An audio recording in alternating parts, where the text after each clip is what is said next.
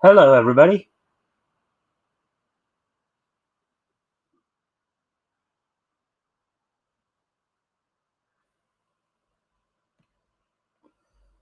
All right. So with that, hope everybody's having a good week as we've reached Hump Day, of course, the middle of the week here.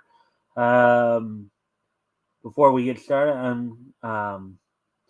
as always, if you guys can remember to like and share the stream so we can get some more friendly people, and also don't forget that if anything here we talk about catches your attention, feel free to comment and or ask questions. I'll try to answer the questions to the best of my ability. While waiting for more people to show up, I'm going to go ahead and go off camera here for a quick sec to take care of something. But I'll leave some music on. I'm entertaining people while I'm gone. I'll be right back.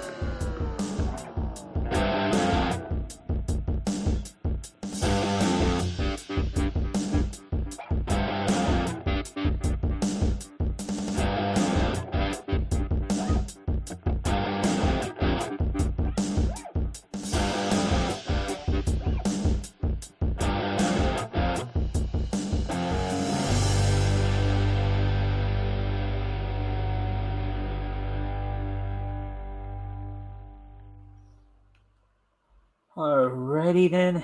So we're back now. We're just going to do something here real quick.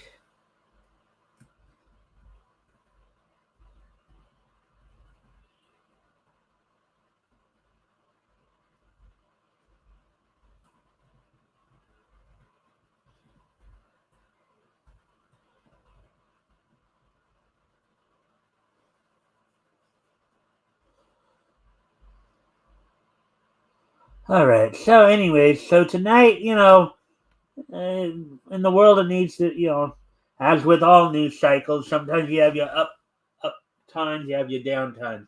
So lately, things have been a little slower on the niche news front, of course. At least ever since, of course, the whole thing with Velma. With Velma concluding its first season, not much coming out of that, obviously, at this point. Albeit we'll be reading a story on that among other things. So tonight tonight we'll be doing a CBR roundup, starting off with the anime section. Um, and then going over to do comics and and animation and all that. Then we'll have the wrestling wrap up, and then we'll conclude with this day in each history.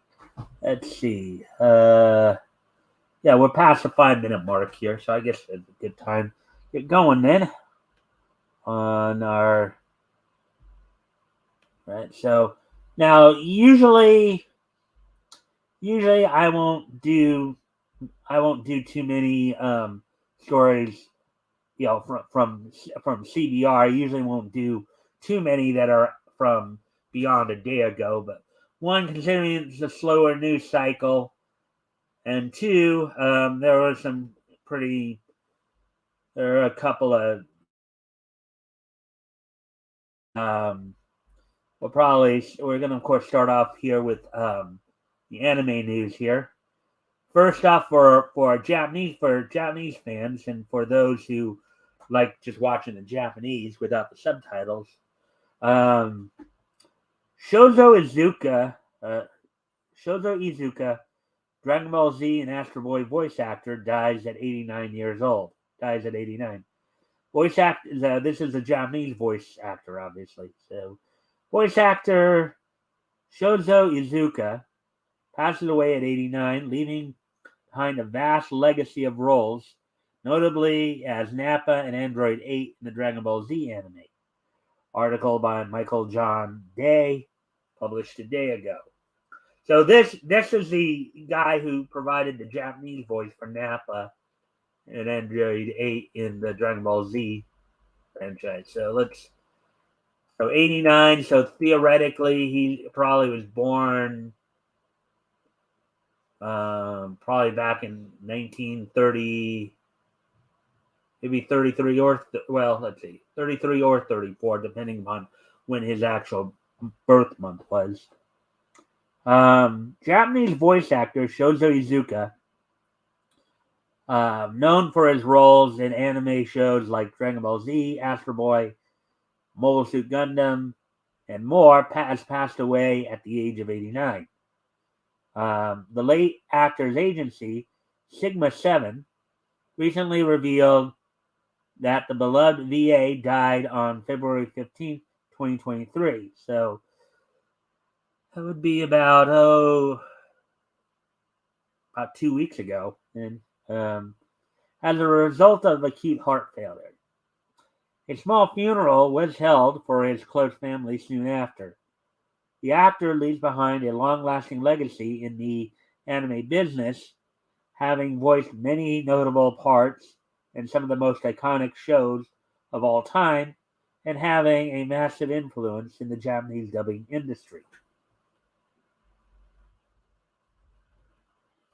Izuka was born on May 23rd, 1933. So he would have been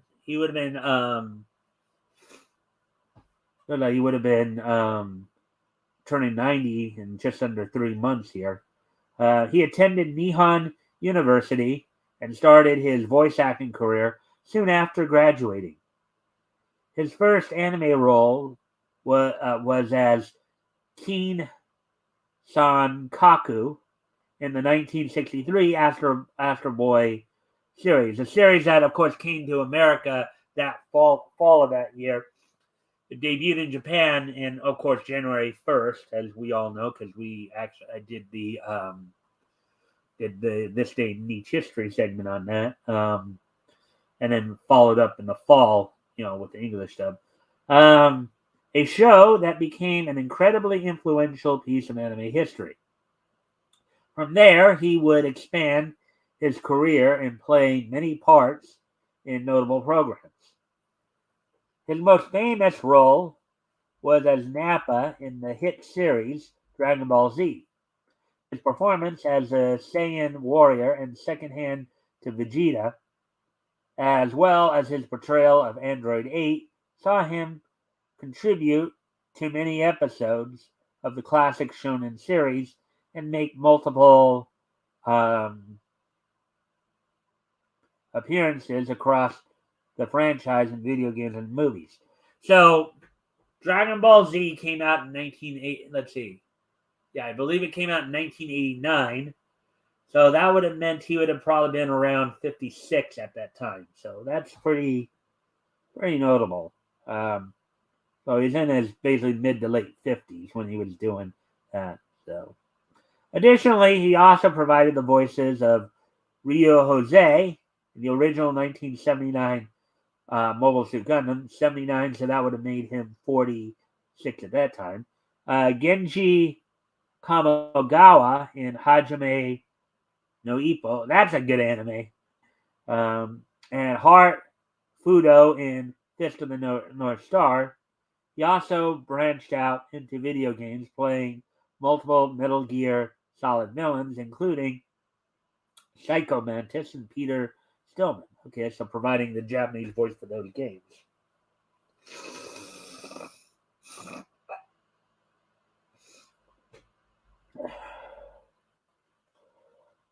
Besides his voice acting in the Japanese anime, Iizuka also had a foot in Western productions thanks to his role as a Japanese dub artist. He provided the Japanese language voices for many beloved characters. This includes the dubbing live-action roles such as Parker in Alien, Arnold French in The Departed, and Sala in Indiana Jones: The Last Crusade. He even provided the Japanese dub of Dr. Neo Cortex in the Crash Bandicoot series. The actor also had a hand in many dubbed Disney movies, providing the voice of Carl Fredricksen in Pixar's Up, Billy Bones in Treasure Planet, the Horned King in The Black Cauldron, and Dr. Junba Jukiba in Lilo and Stitch. The actor started to retire from many of his ongoing roles in 2020, leaving behind a vast resume of influential titles. He also recently received a Merit Award at the Tokyo Anime Awards Festival. Oh, there we go. Well, it's kind of sad when anybody dies because, their families obviously would miss them. But the guy did seem to live a pretty long, productive life there. So kudos to him for that. Let's see now. Let's get ready to move on to the next article here. So then I'll make some adjustments here.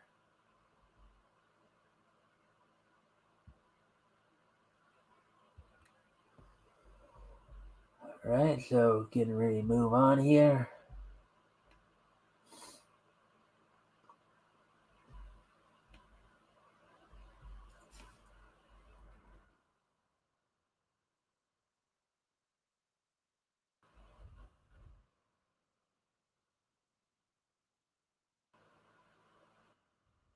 Here's some more stuff. There's a kid. Let's check out this one. Exclusive. Kid Robot debuts a mystical collab with manga artist Junko Mizuno.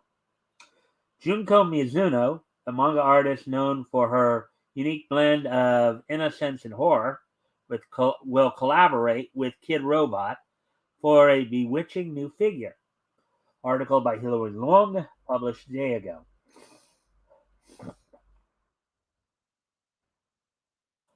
Kid Robot's latest collaboration with the acclaimed manga artist Junko Mizuno will surely set fans' hearts aflame. Conceptualized and sculpted by Mizuno, this 8-inch tall Witch Queen resin art figure features a regal woman with a cold gaze that penetrates deep into one's soul, capable of, quote, gazing past questions of good versus evil and, in brackets, seeing her own reality, unquote. Nestled deep in her um, neatly braided pale pink hair are two gently curling horns.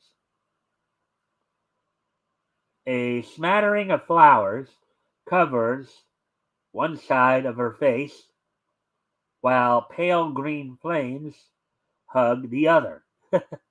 The motif of flowers and fire continues on the rest of her resplendent gown, with the added detail of symbols like a spider, rat, heart, skull, and serpent adorning the edge of her long sleeve. At her feet lies a hand bestowing a heart set alight in an eternal flame. The Witch Queen resin art figure will sell for $149.99. Wow, that's quite a bit of money there, isn't it? I guess these are what they're talking about here.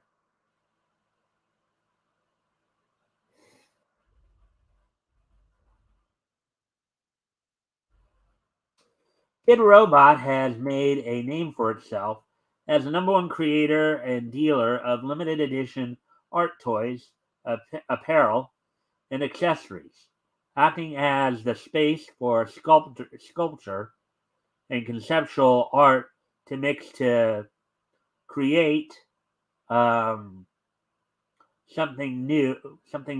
It then comes as no surprise that this isn't the first time Kid Robot has collaborated with Mizuno.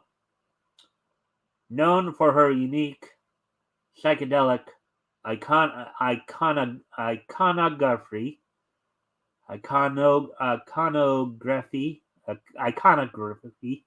Okay. Mizuno's work with Kid Robot includes the Berry Soda Girl, Berry Chocolate Lady, and Violet Soda Girl. Adding to the Dunny series, the artist also created an empowering and sensually risque figure in 2012 called the Junko Mizuno Kid Robot Black Kuro Megami figure. Black Kuro. That's another one of those redundant names because Kuro, I believe, is the Japanese word for dark or black. So um, Mizuno recently, much like Peach Momoko, right? The American artist, Momoko again being the Japanese word for peach. Mizuno recently created a customizable Kid Robot Vladoma drag-inspired fashion doll in 2018. Dragons. I wonder if that means that she basically made a doll that's a drag queen. Um,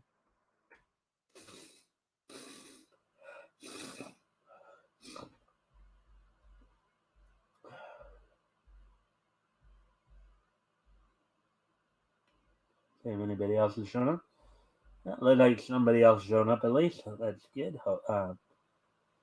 If you haven't already, if you can like and share the stream, see if any and we get some more friendly people in here, that'd be appreciated. Also, anything grabs your attention, um, feel free to comment and or ask questions. I'll try to answer the questions to the best of my ability. So here we go.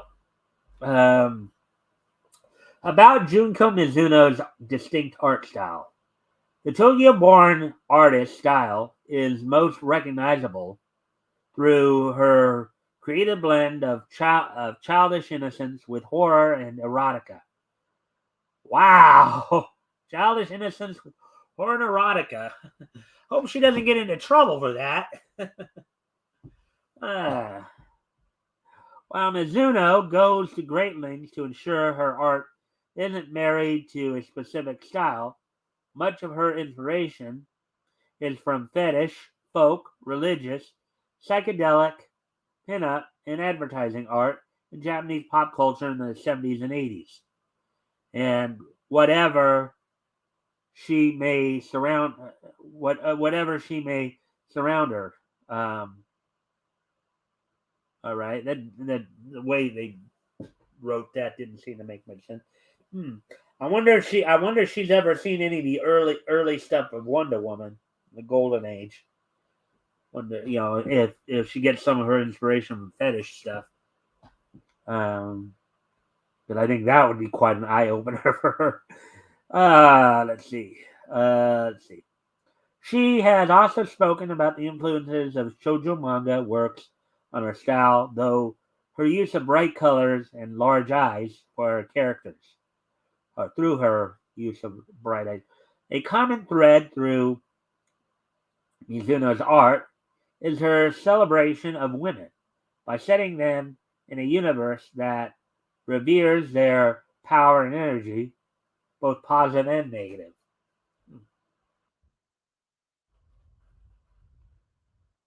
I just looked something up here. Look. Just checking something here real quick here.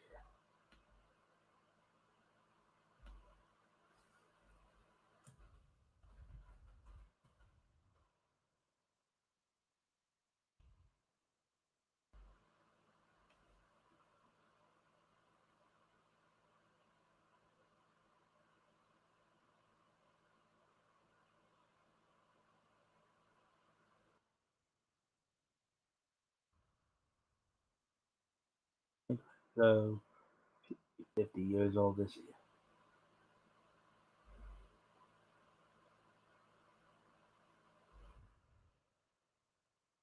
She's like a pretty lady. Anyways, now based in San Francisco, Mizuno spends her time creating new art pieces as well as manga. Her debut manga, Pure Trance, received positive reception, with many critics praising her imaginative artwork and that seemed revolutionary at the time when it ran in 1996. Mizuno later created a retelling of the classic fairy tale Cinderella entitled Junko Mizuno's Cinderella, which Koshi Koshinsha Ko, Ko, oh, Koshin Koshinsha released in 2000. Aside from her comics and product designs, Mizuno is also working on new paintings and illustrations.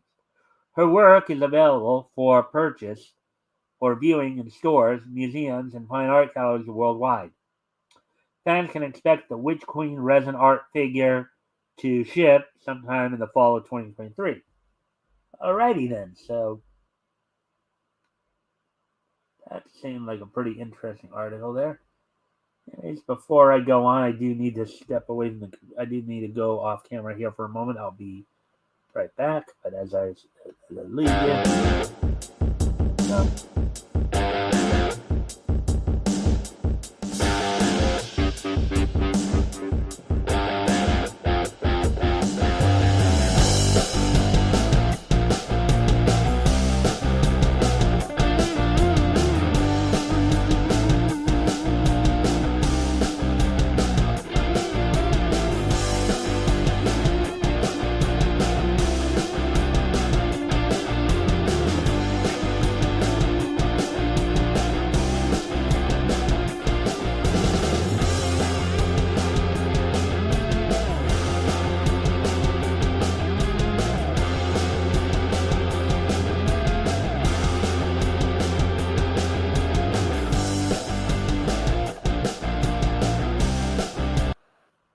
alrighty then. So with that, let's get back to the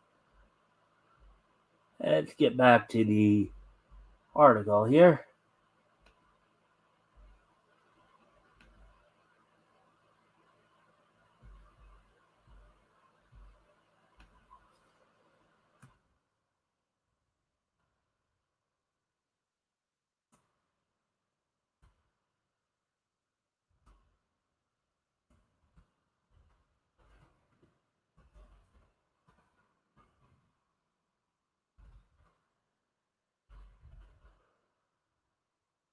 Right, then let's get ready to move on to the.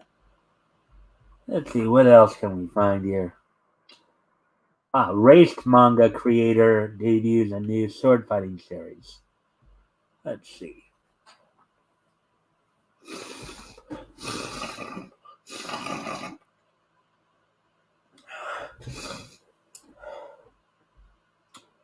A race manga creator debuts a new sword fighting series.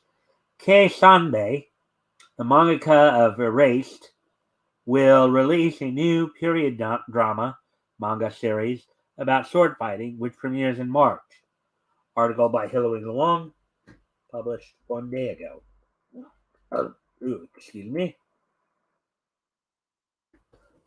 Kei Sanbei, the mangaka of Erased, will release a new manga in March. As reported by Anime News Network, Sanbei, who is most well known for their manga series Erased, will pen a new manga called Otogi no Hako no Reto. The manga, described as a, quote, sword fighting period drama set in the northern country, unquote, will begin serialization in Square Enix's Big Gangan magazine, Aken Ainu Consulin, an organization committed to, quote,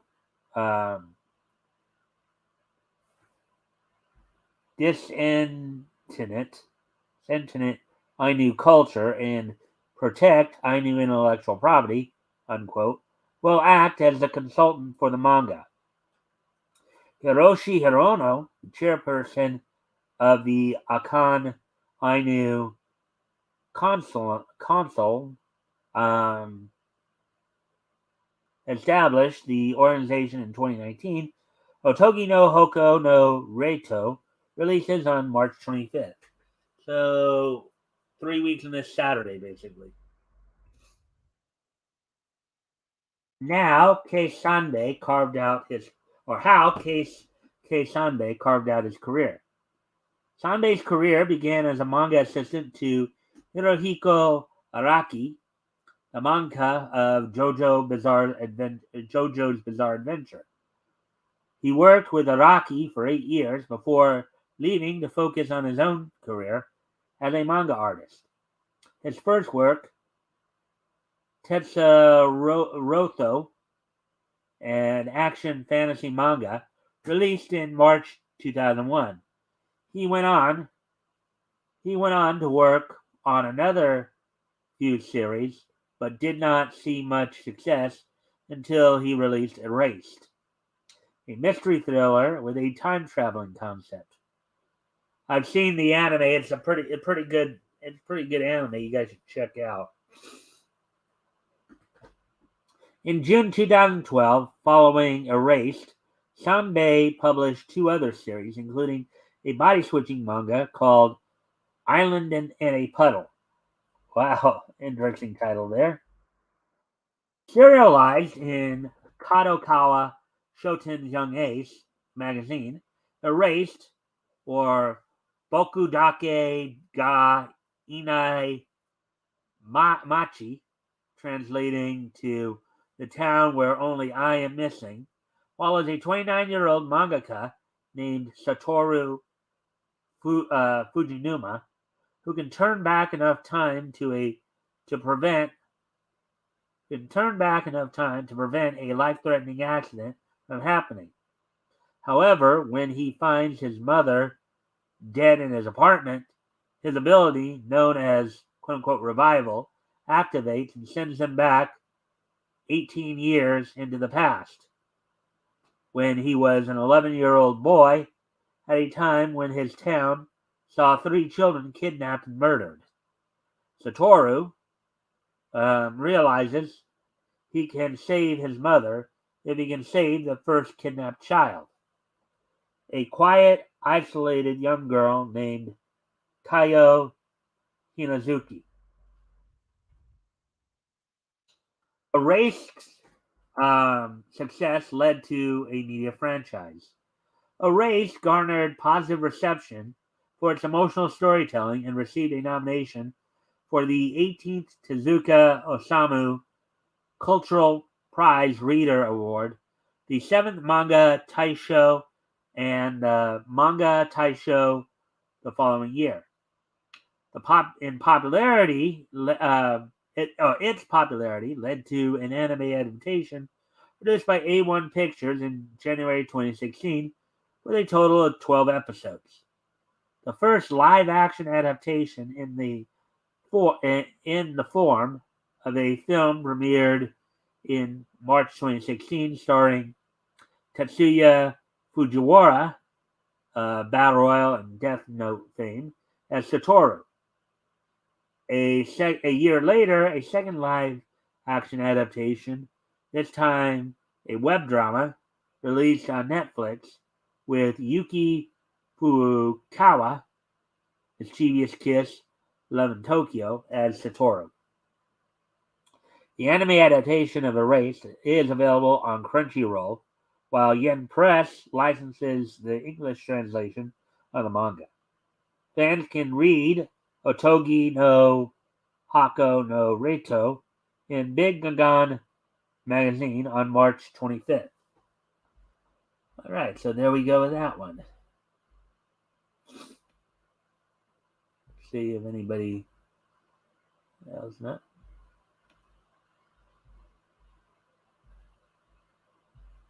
And thank you, whoever came in and dropped a like. I appreciate that.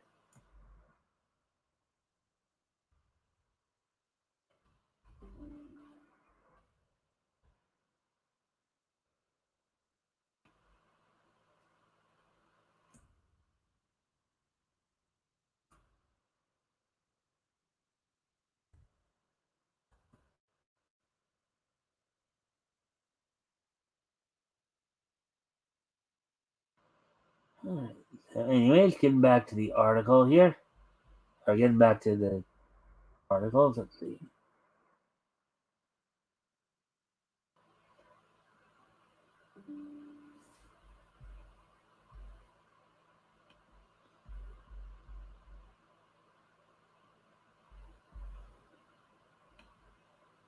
Huh.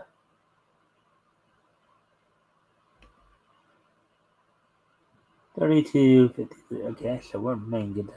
Oh, here's another interesting. So, My Hero Academia Deku's voice actor gets harassed by a Justin Bieber fan. Maybe too late for Justin Bieber to apologize to Selena Gomez, but it is never, quote, quote unquote, too late now to say sorry.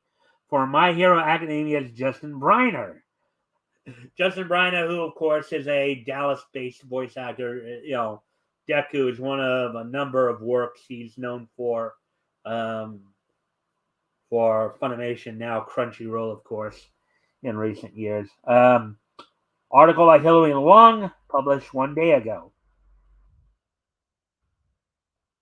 My Hero Academia's English voice actor has some serious apologizing to do to Selena Gomez for what his wife,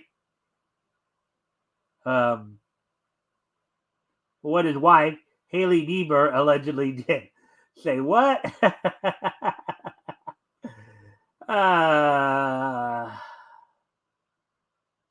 Justin Briner, the English dub voice for Izuku Midoriya, posted a screenshot of a message from a passionate Selenator, Beebiter, a fandom of Gomez and Bieber.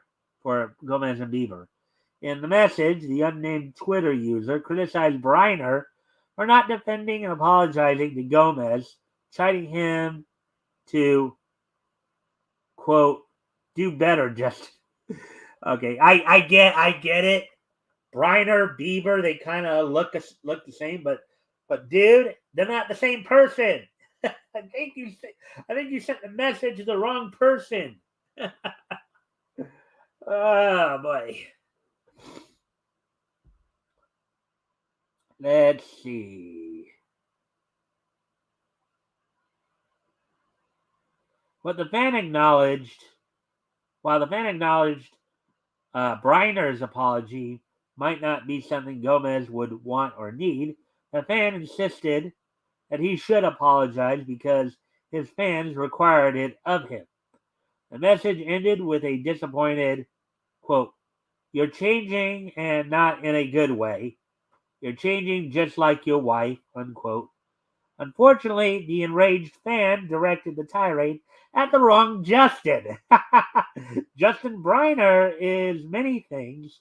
He's Deku in My Hero Academia, Hanako in Toilet Bound Hanako Kun, and young Grisha Yeager in Attack on Titan. But despite possessing the same first name and half of the same letters in the last name, making the mistaken identity understandable, Justin Briner is not Justin Bieber, which I thought that's what which I thought that's where this is coming from. The reason Justin Briner got harassed over it is because Briner, Bieber, they kind of are the same, but not really.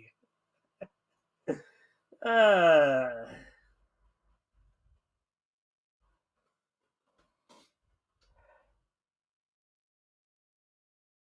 I didn't do it.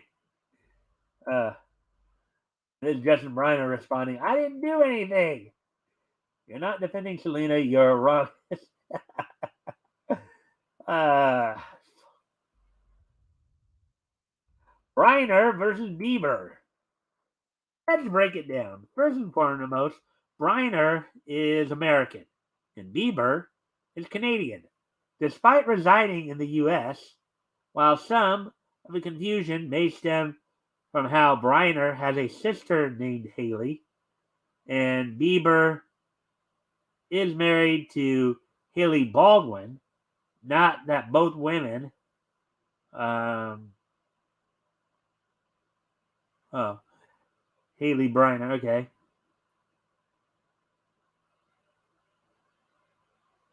not note that both women have different spellings of their name. Yeah, one goes with Hayley, the other goes with Hailey.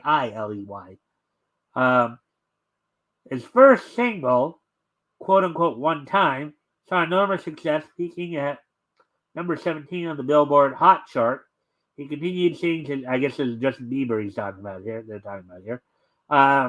He continued seeing success in his music career with the release of Despacito, which earned his first Latin Grammy Award. Bieber has yet to dip his toes into the acting waters, except for his guest star appearance in CSI Crime Scene Investigation, where he played a teen serial bomber. Media and fans followed Bieber's turbulent relationship with Gomez with much scrutiny from 2010 to 2018. The singer married Baldwin in November 2018. So Haley Baldwin Bieber. On the other hand, Briner has stuck mainly to voice acting. However, a singing career might be within the realm of possibility, as a voice actor previously participated in an improvised song with the rest of the My Hero Academia cast in 2022. Briner's first big role in voice acting was in Seraph of the End, where he voiced the deuteragonist Michaela Hyakua. He saw mainstream success when he voiced Ichi in Sibel, an indie video game that won a Nuovo Award in 2016. He has voiced Emil Nicola in Yuri on Ice, Ginro in Doctor Stone, Daida in Ranking of Kings, although he is most well known for his work in My Hero Academia as Deku, as Deku Midoriya.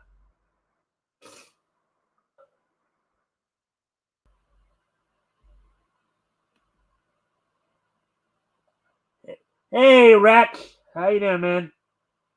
Thank you for passing on. Hey, Mike, hit the like. Hit that like. Thank you, Rex. Really appreciate you driving in there.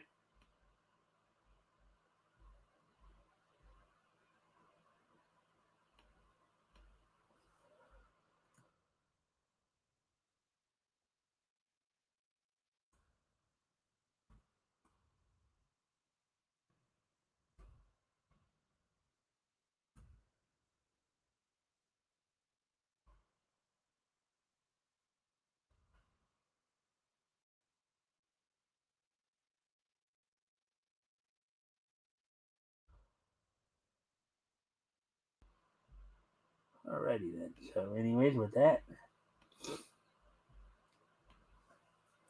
My Hero Academia fans made light of the mistake. Fans had found the interaction amusing, with one commenting, quote, Justin, when did you get a wife? And why didn't you tell us? Brighter, Bieber, yeah, they're the same, but not really. To which Briner responded, quote, I'm as surprised as the rest of you, unquote. Fellow voice actor Clifford Chapman, who voices Deku's rival best friend Katsuki Bakugo, reproached Briner, writing, quote, if you can't protect the woman that isn't your ex from the woman that isn't your wife, how can you call yourself a hero? Yeah, this is something that everybody's probably having a field day over.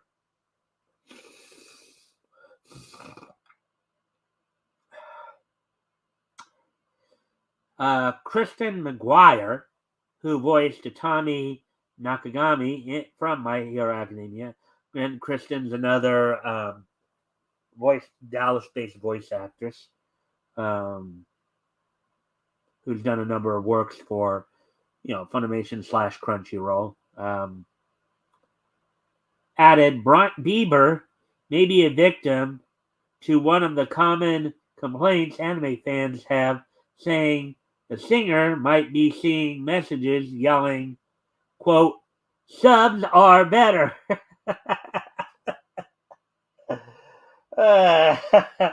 Yeah, flipping the script there, huh?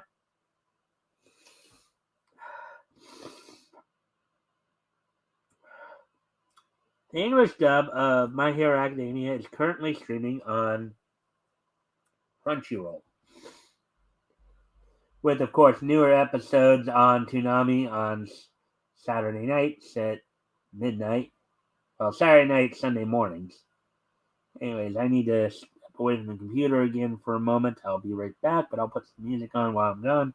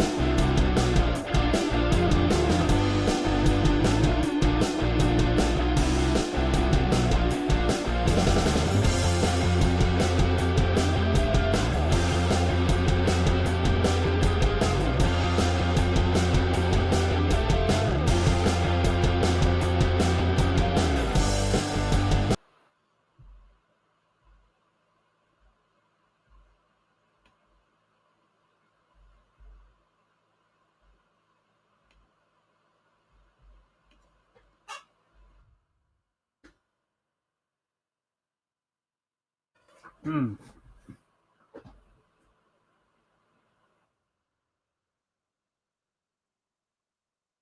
Oh wow, here's another tragedy here. Or another Maun Kurosaki, High School of the Dead and reincarnated as a sword singer, dies at 35. Wow, she was young. The famous singer Maun Kurosaki, known for providing music for shows like High School of the Dead and Reincarnated as a Sword, has died. Article by Michael John Day, published a day ago. Wow. Japanese singer Maun Kurosaki, who dedicated her life to performing songs for various anime properties, has died at 35 years old. Wow, she's pretty young there. So that would have meant she would have been born probably in 1987 or 88, depending upon when her month.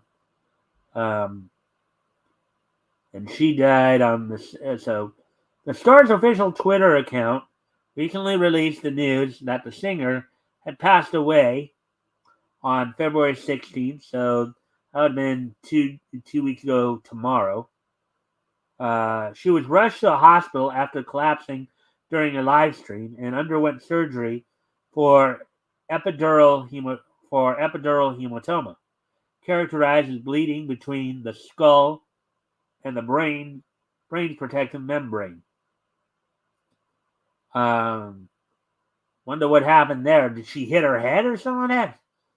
She would eventually succumb to the condition, which was the result of a chronic illness. Her family chose to host a small funeral for her soon afterward outside of the public eye. All right, so 1988. So she just had her 35th birthday, in fact, about a month ago. Kurosaki was born in Tokyo on January 13th, 1988, and quickly gained aspirations um, becoming a performer. She soon started to pursue a career as a singer.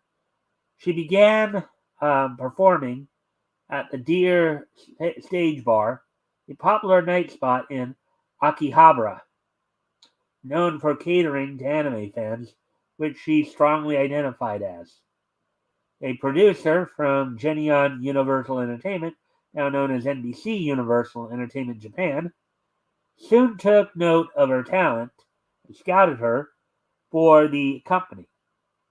It was there she would take the next step in her career.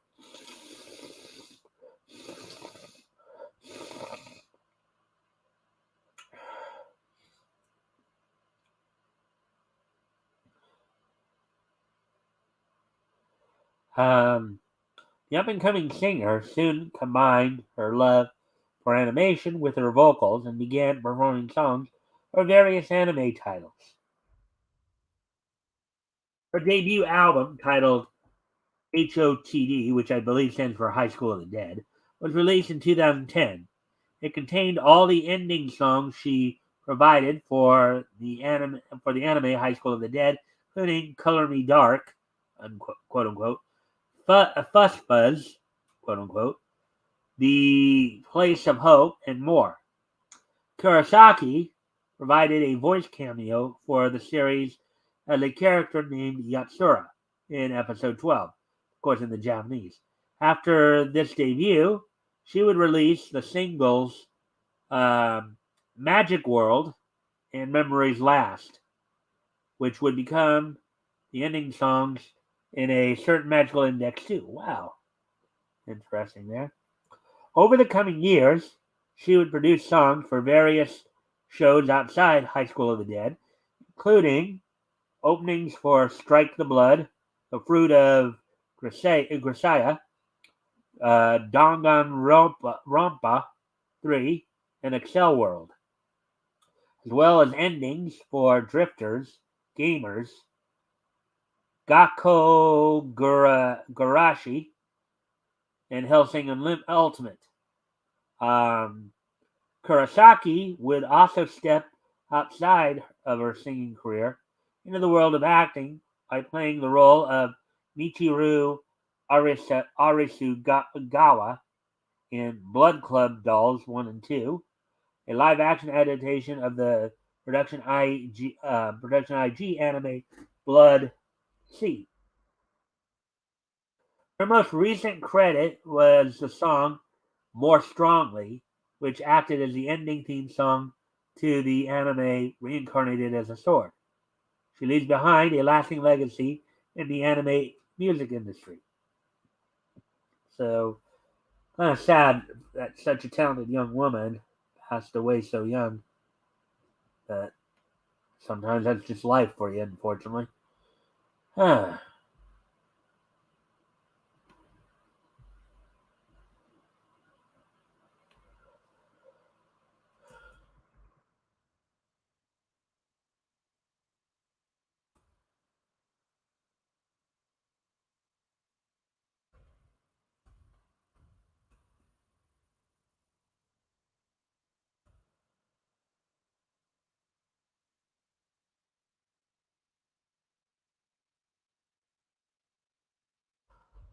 Anyways, getting ready to move on to the next article as we're coming up on an hour mark here already. We're at 51 minutes, 16 seconds there. So I guess we're making good time with this. Excuse me one more time. I'm gonna go ahead and go off camera here again for a moment. I'll be right back. Put the music on the bed.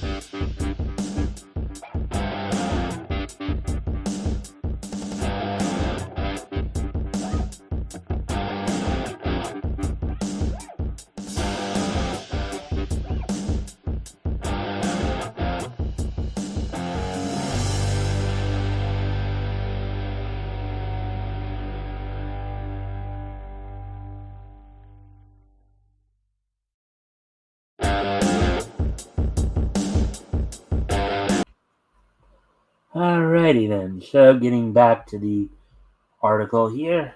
We have another one in regards to a voice actor. Voice actors this week are either passing away or getting into trouble. Wow, we have a lot of voice actor news this week. Apparently, Jujutsu Kaisen voice actor dropped from feminist anime after affair bombshell. The role of the medicine seller for the anime film Mononoke will be recast due to Takahiro Sakurai's ongoing extramarital affair scandal. Article by Hilary Long, published a day ago. Mononoke will experience a delay in its premiere due to its removal of Takahiro Sakurai, known for his portrayal of Suguru Geto in Jujutsu Kaisen. The official account of the anime film Mononoke has tweeted a notice of postponement in the film's release as it would recast the role of a medicine seller, previously held by Sakurai. The film was initially supposed to premiere sometime in 2023, given that the film takes place in Oku, historically the women's quarters of Edo Castle, and, quote, tries to depict the suffering and remedy of women, unquote. Twin Engine has decided to recast the medicine seller to align with the moral themes of the film. The studio apologized to the fans and asked that they, quote, be patient with us, unquote.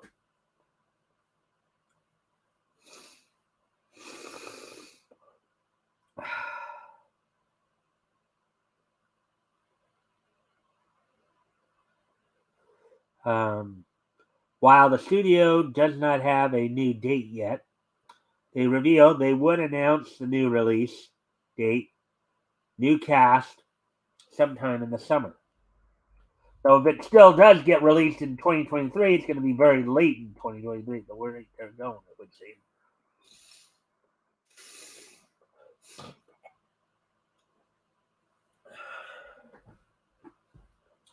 Following news about his 10-year extramarital affair with a staff writer on his radio show, Sakurai has lost many of his roles.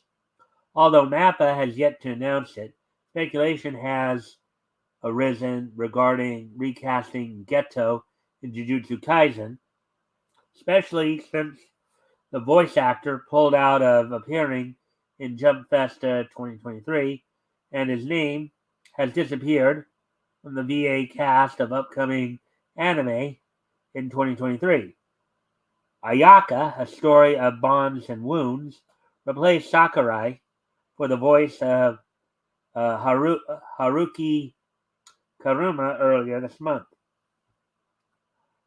On October 26, 2022, the weekly Bunshun newspaper reported Sakurai had engaged in an extramarital affair with a staff writer for 10 years, despite being married to a former voice actor for over 20 years. After acknowledging the affair in his radio show, quote, P.S. Genki Desu, Takahiro, unquote, ended. Sakurai is currently the voice of Saihoshi in Blue Lock and Tsubame Ozumo in the reboot version of Urusei Yatsura. He recently finished wrapping up voice acting for the final season of Mob Psycho 100, where he portrayed Reigen Arataka. The history of the Mononoke anime.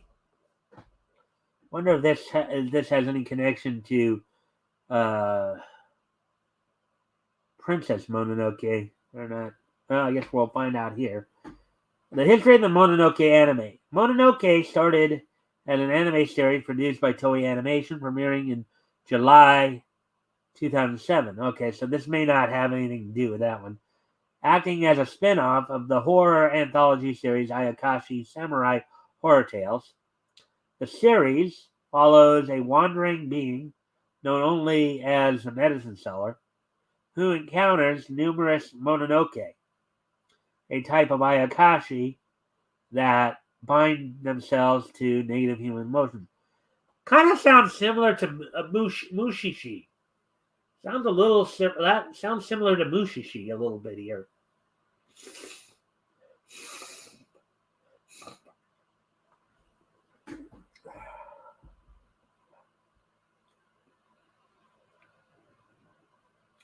After hearing who the Mononoke is and their story, the medicine seller exorcises it. Many of the spirits that the medicine seller encounters are women, including a pregnant woman in the first two episodes and a woman suffering from domestic abuse. Historically, women who lived in the Oka could not leave the castle without express permission and could not have a relationship with a man. Directed by Kenji Nakamura, the anime series contains 12 episodes. The series earned praise for its avant-garde animation, directing, and storytelling approach. Mononoke announced an anime film in 2022 to celebrate the 15th anniversary, with Nakamura returning to direct. So yeah, this series is not connected to Princess Mononoke.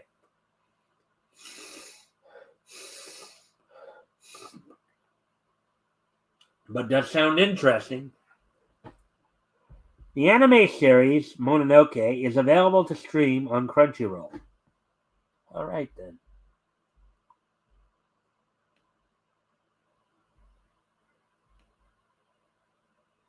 Huh.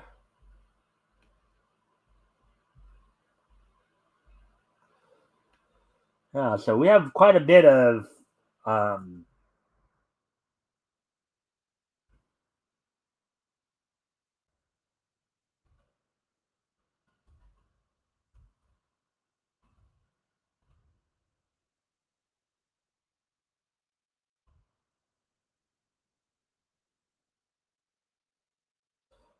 quite a bit. So quite a bit of VA stories this week. Unfortunately, they're either dying or involved in some kind of scandal. Even though, in all fairness, so Justin Reiner's story, that wasn't that really big of a scandal, but he still got some heat for some stuff that wasn't even his fault.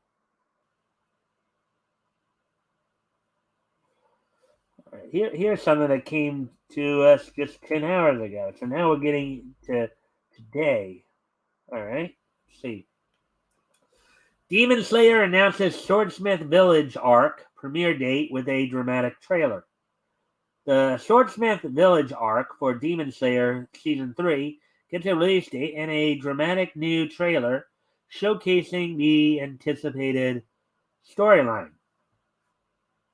Article by Leo Reina, published 11 hours ago now, I guess.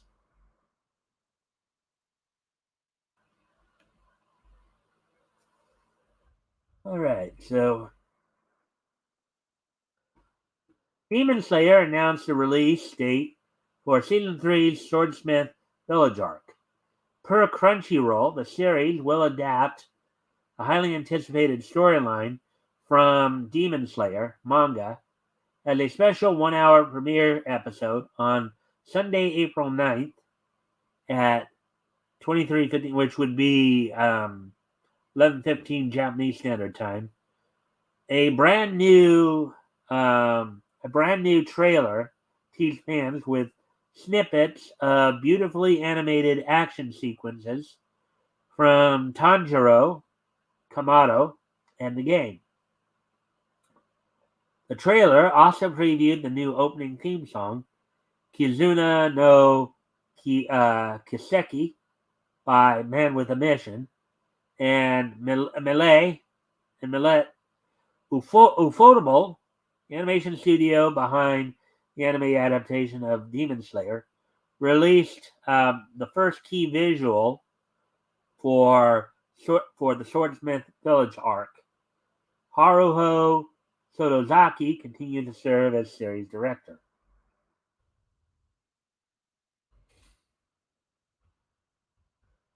I kind of wonder if and when it will come to the States. If Toonami will be showing that at all. Demon Slayer Season 3's theatrical release.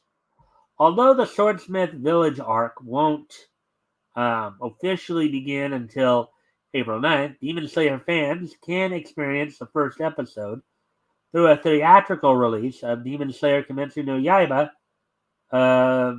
quote, to the Swordsmith Village on March 3rd. So that'll be this Friday, 2 days from now. The special feature comprises episodes 10 and 11 of the Entertainment District arc, the first episode of the Swordsmith Village arc, all presented in 4K definition with remastered audio. Screenings of Demon Slayer Kimetsu no Yaiba to the Swordsmith Village began in Japan on February 3rd, almost a month ago, while an LA premiere was held on February 18th. So, let's see. That was probably a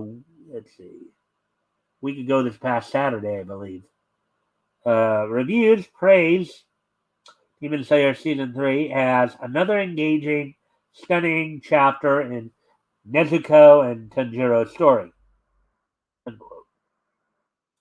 Set during Taisho era Japan, Demon Slayer follows Tanjiro Kamado as he enlists the Demon Slayer Corps after a demon brutally murders his family.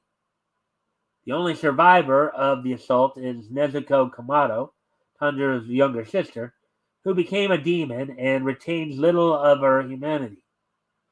Tanjiro is dead set on avenging the death of his family, as well as finding a way to bring his sister back. Kiyoharu Gotog wrote and illustrated the manga series. The Demon Slayer manga began on February 15th, 2016 and concluded its run on May 18th, 2020. So it ran for a little over 4 years, totaling 23 volumes. An anime adaptation by Ufotable started on April 6, 2019. A 2020 anime movie, Demon Slayer Kimetsu no Yaiba, the movie Mugen Train, became a box office hit worldwide and was later adapted into the anime TV series for season 2.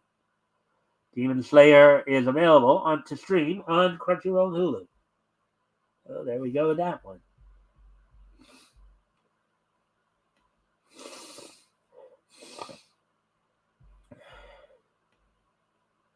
Yeah.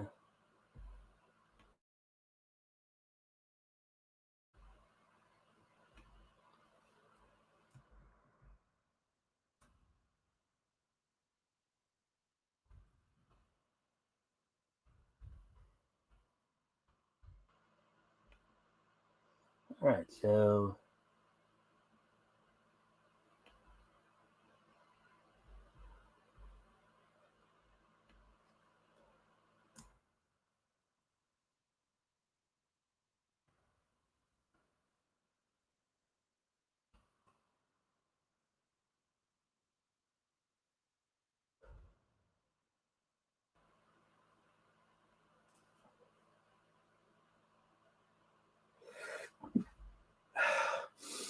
anyways. Anyways, anyway, move on to next article here. Now we're at least inside of a day, at least. Oh, there's only a couple left in the anime section, anyways.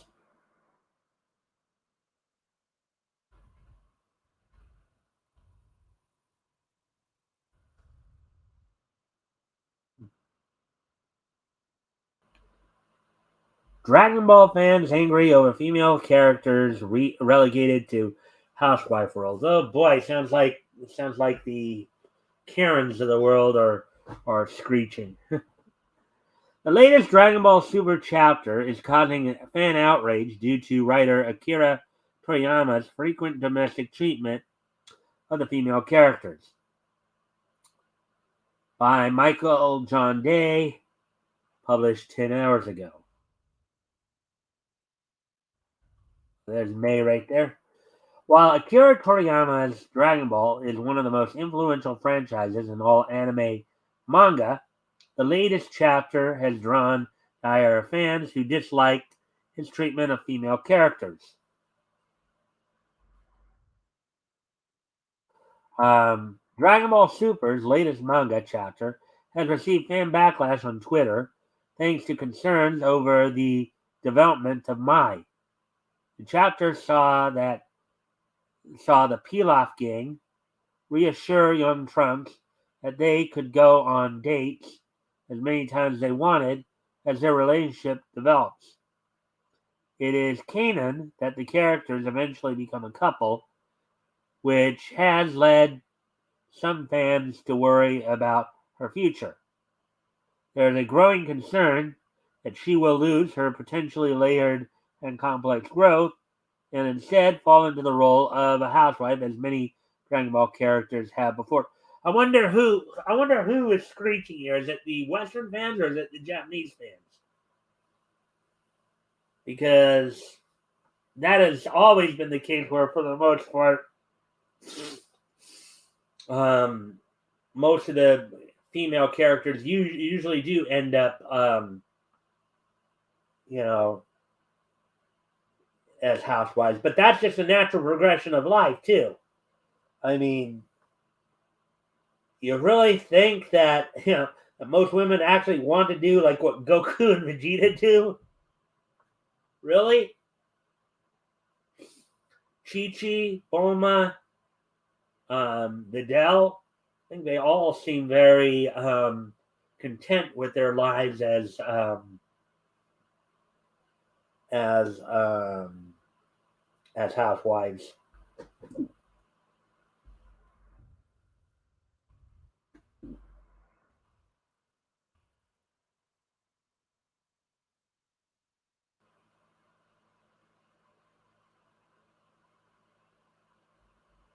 Let's see. Amy dangerously here.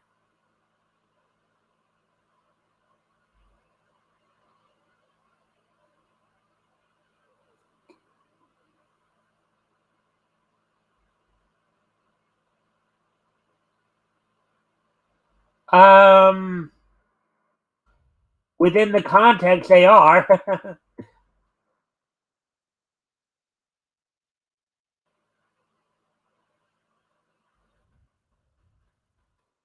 Dragon Ball's housewife trope.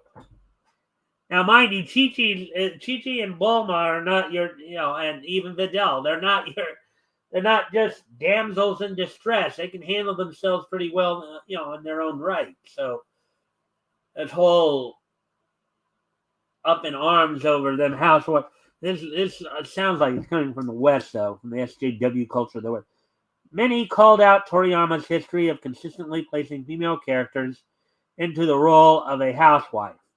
This has notably happened to figures like Videl, Bulma, and Chi-Chi, each of whom married male characters and went from having strong characterizations to being often overshadowed by their spouses. Well, okay, granted, there is some domestic aspect to Dragon Ball, but I don't think most of the fans who watch Dragon Ball are as much into whether or not Videl, Bulma, and Chi-Chi are housewives or not. I think most fans watch Dragon Ball to watch Goku and Vegeta and Gohan and Piccolo kick butt. I don't think most fans really care that much about whether or not the female characters end up as housewives.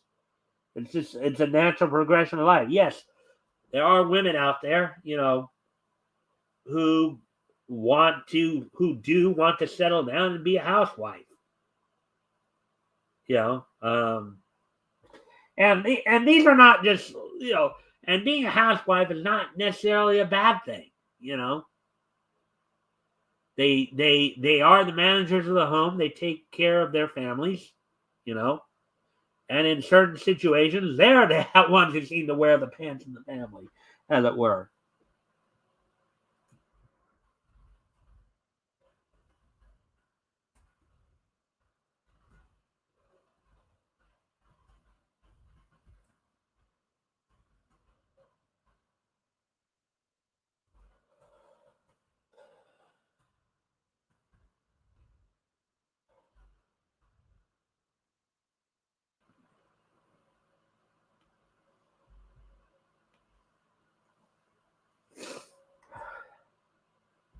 Let's see.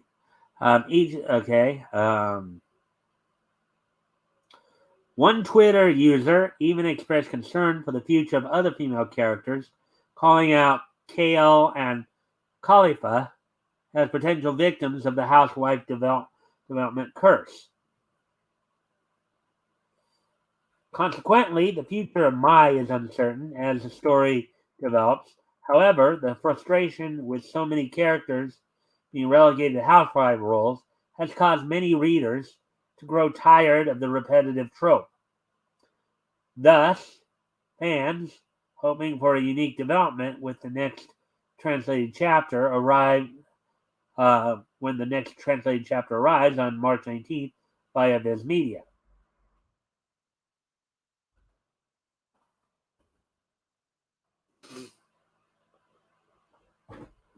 Dragon Ball began its original serialization in Weekly Shonen Jump in 1984, which would be 38 years ago, so almost 40 years ago. and went on until 1995. It inspired a multitude of sequels and spin-offs, along with multiple anime shows like Dragon Ball Z and the current Dragon Ball Super. The original story follows the adventures of Son Goku, a young fighter who fell to the earth inside of a Saiyan pod in his quest to grow as a fighter and find the titular um, Dragon Balls. Um, from there, from there, the series has expanded, gaining a large ensemble of characters. The latest Dragon Ball Super manga chapters focus on Trunks and Goten in their teenage forms as they attend high school and take on the role of superheroes, all while Trunks repeatedly attempts to get Mai out on a date.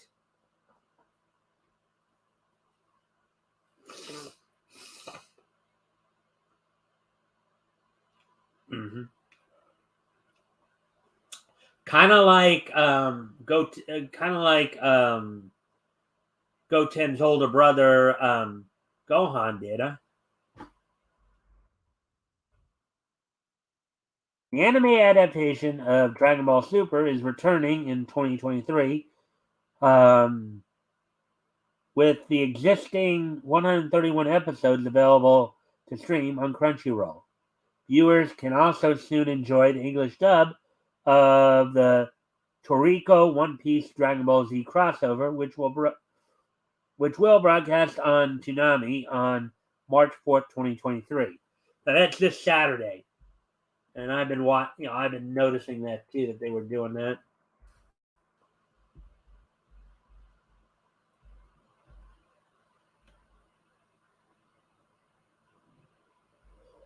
Oh, there we go. So there we go. Now, let's see. And this story sounds kind of interesting too. So, yeah, we got 4 people in here now. Yay!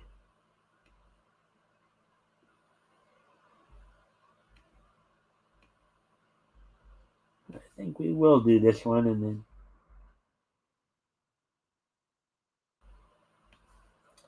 One Piece creator reveals he retcons storylines instead of pre-planning them. One Piece creator Eiichiro Oda confesses that some of the manga's most memorable plot lines weren't nearly as thought out as fans believe. Article by Sean McDonald, published 7 hours ago. One Piece is a series known for its meticulous, interconnected storytelling, but according to creator Eiichiro Oda, some of the most memorable moments weren't planned at all. In a recent tweet quoting one of Oda's interviews, the mangaka confessed that despite what many fans believe, some key plot points weren't planned in advance at all, but were instead retconned later down the line. Some of the most notable examples, the post cities include major reveals about characters' intentions and origins, like Ace being Pirate King Goldie Roger's son, or Rob Lucci being a villain. There are also examples of Oda turning seemingly innocuous elements of the story into major ones, like the worst generation supernovas, who were meant to largely drop out of the saga after reaching the New World, or the character of Trafalgar Law, who was never intended to have as significant role in Luffy's journey as he did.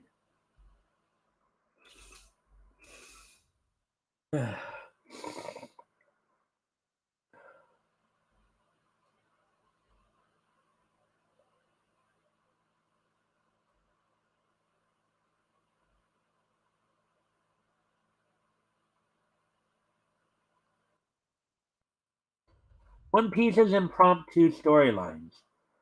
Many of these retcons have been successful, particularly the resolution to the Marineford arc that featured fan favorite Yonko Shanks. Fans of the series have begun to notice inconsistencies within the series as well. One of these involves Shanks, as critics have noted, that in hindsight it made little sense for a character as strong as the red-haired captain to lose an arm to a mere sea monster. More recently, others have questioned the sudden rise in characters with awakened devil fruits um, during and after the Wano arc, which could be a sign of Oda making changes to the story on the fly. Some have attributed this to Oda writing himself into a corner where he had no choice but to give his heroes a sudden power boost to compete with the likes of Kaido and Big Mom.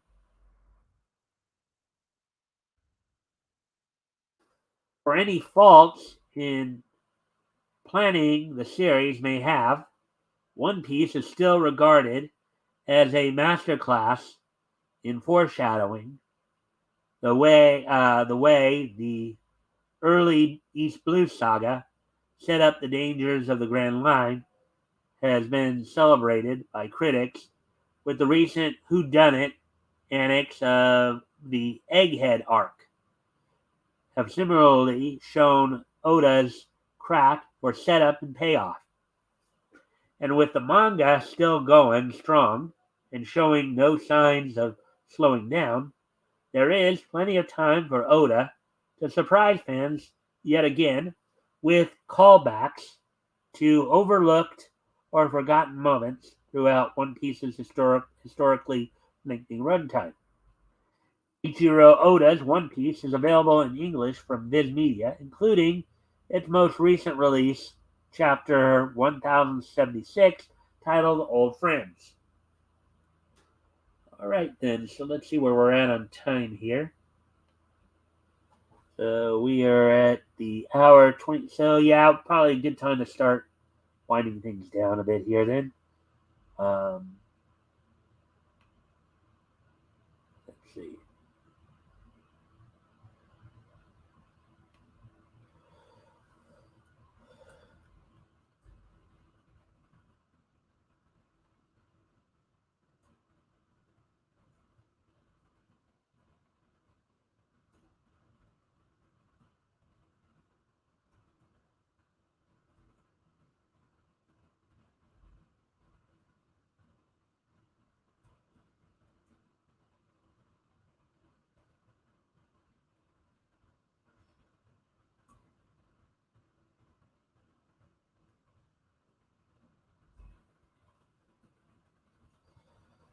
Well,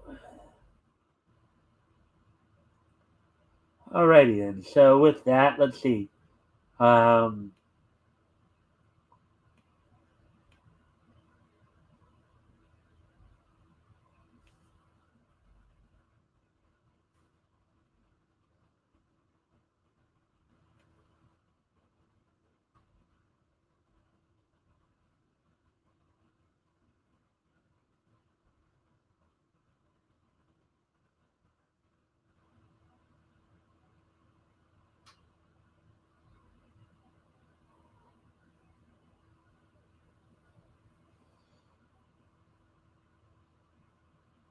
okay, well, I'll give the results of this tomorrow, but anyways, you don't think we need to really look too much at this.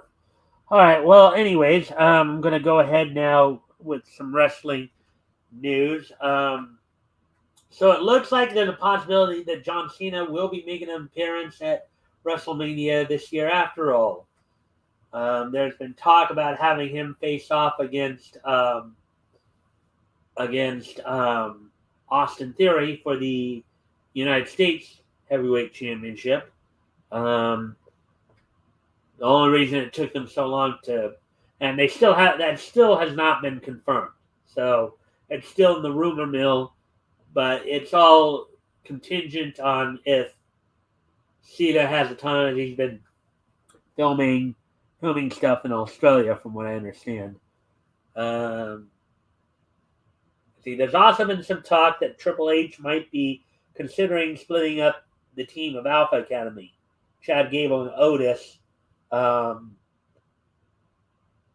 In some respect, as Gable is becoming more popular, and just as there's been talk about the Street Profits being split up as well, as they're looking to push Montez Ford as a singles guy.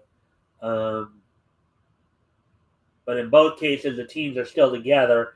It's been reported that even though there has been some talk about splitting Alpha Academy up, as these two have been friends for a long time, Otis and Chad Gable, they're not as big on the idea as maybe Triple H is.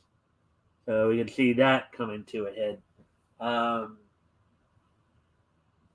And apparently Lita and Becky Lynch made history when they won the Women's Tag Championship on Raw, as this marked the second time when you had a Hall of Famer and a potential Hall of Famer teaming to win the Tag Team Championships. So Becky Lynch becomes the second person, aside from Ric Flair, to have teamed with a Hall of Famer to win the in this case, the Women's Tag Team Championship. So,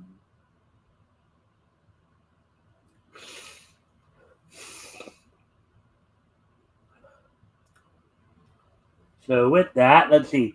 And on tonight's AEW Dynamite, of course, the main event was, and I'll talk about the results tomorrow.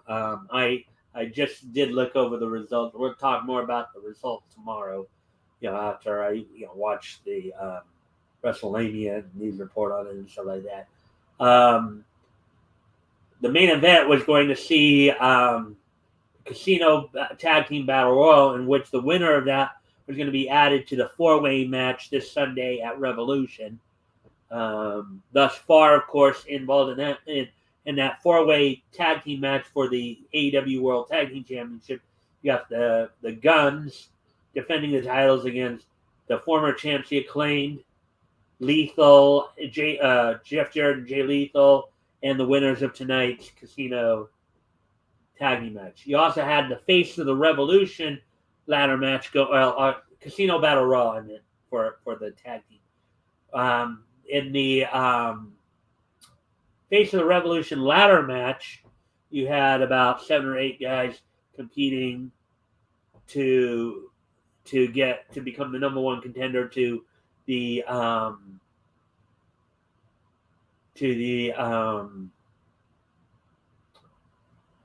TNT title. We also had former AEW Women's Champion Riho taking on Toni Storm. You had a couple of title defenses in which Orange Cassidy defended the All-Atlantic title against Big Bill of the Firm, and Hook defending the FTW title against Matt Hardy of the Firm, also of the Firm. And Chris Jericho was taking on Peter Avalon, as Avalon sought revenge for Jericho's attack on him last week as he tried to answer the open challenge of Ricky Starks. So, with that, and again, I'll go over the results tomorrow on all that, as everything for AEW is leading into this Sunday's pay-per-view.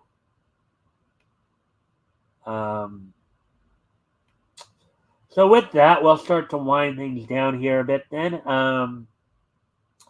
As today is Wednesday, March the 1st, 2023. So with that, why don't we go ahead and take a look back at this day in Beach history. History! All right, so 73. All right, so first off, we're going to head back 50 years ago. And on this date, 50 years ago,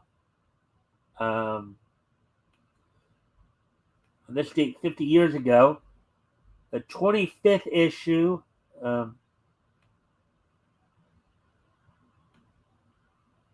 The 25th issue of Horror Tales went on sale on newsstand from FMF Enterprises Erie imprint. Went on sale on this date back in 1973 for 60 cents, 48 pages. The indicia indicated it was the third issue of the fifth volume, but it's the 25th issue overall. So on this date, back 50 years ago today, the 25th issue of Horror Tales from MF Enterprises, and I have no idea what the MF stands for. I don't believe it's what most of you are probably thinking. I don't know. They were actually using that particular phrase at that time, but it's from MF Enterprises Erie imprint, the 25th issue of Horror Tales, which from what I gather is a horror anthology. And with that, move on to the next piece of niche history. As 1973 is just so nice that we're going to hit it twice. As also on this date back in 1973, Hanna-Barbara's Charlotte's Web, animated musical drama film, starring the voices of Debbie Reynolds, Paul Lynde, and Henry Gibson. Debbie Reynolds as, of course, Charlotte the Spider, Paul Lynde as the rat guy, and then Henry Gibson as Wilbur.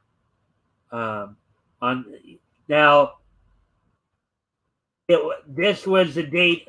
50 years ago today was the date of the widespread release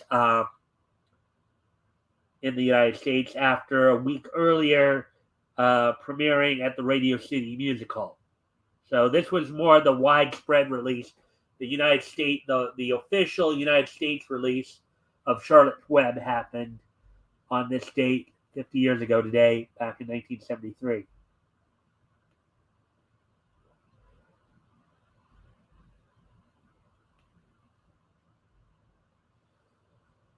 With that, let's see. Can we move on to the next piece of each history here? We go back 40 years ago today.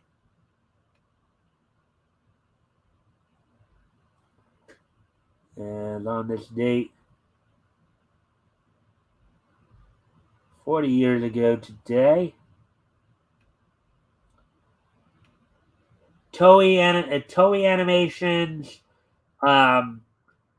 Ashite Naito premiered on this date on TV Asahi on this date back in 1983, 40 years ago today.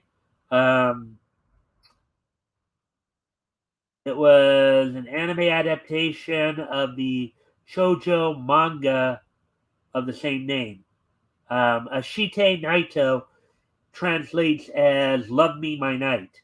So on this date, 40 years ago today,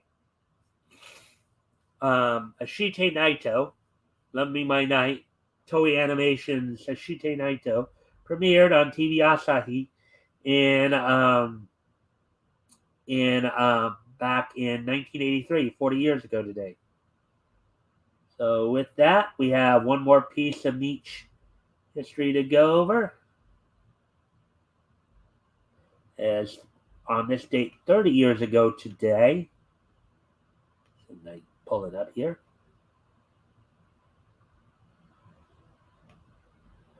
On this date 30 years ago today, from the Manhattan Center in New York City, Monday Night WWE or WWF at the time held its Monday Night Raw event from the Manhattan Center Studios in New York City, New York. Main event saw the Steiner brothers defeat Dwayne Gill and Barry Hardy. Also, Lex Luger defeated PJ Walker, who would later become known as Just Incredible. Doink the Clown would defeat Coco Beware. And in the opening match of the evening, Bret Hart retained the WWF Championship over Fatu the Head Shrinkers. That all happened on this date 30 years ago in the Manhattan Center Studios in New York City, New York. So, with that, I thank everybody for being here tonight. Let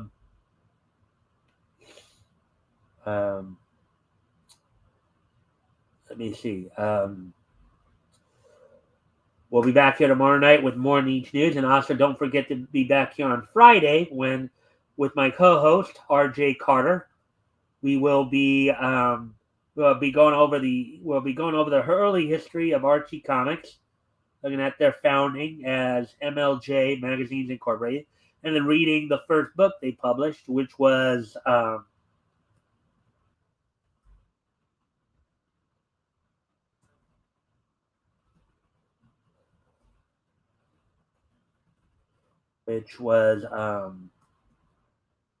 Blue Ribbon Comics, Volume 1, Number 1.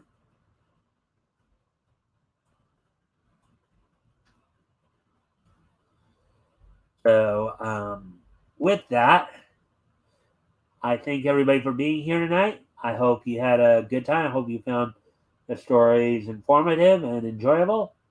And we'll be back here tomorrow. Bye.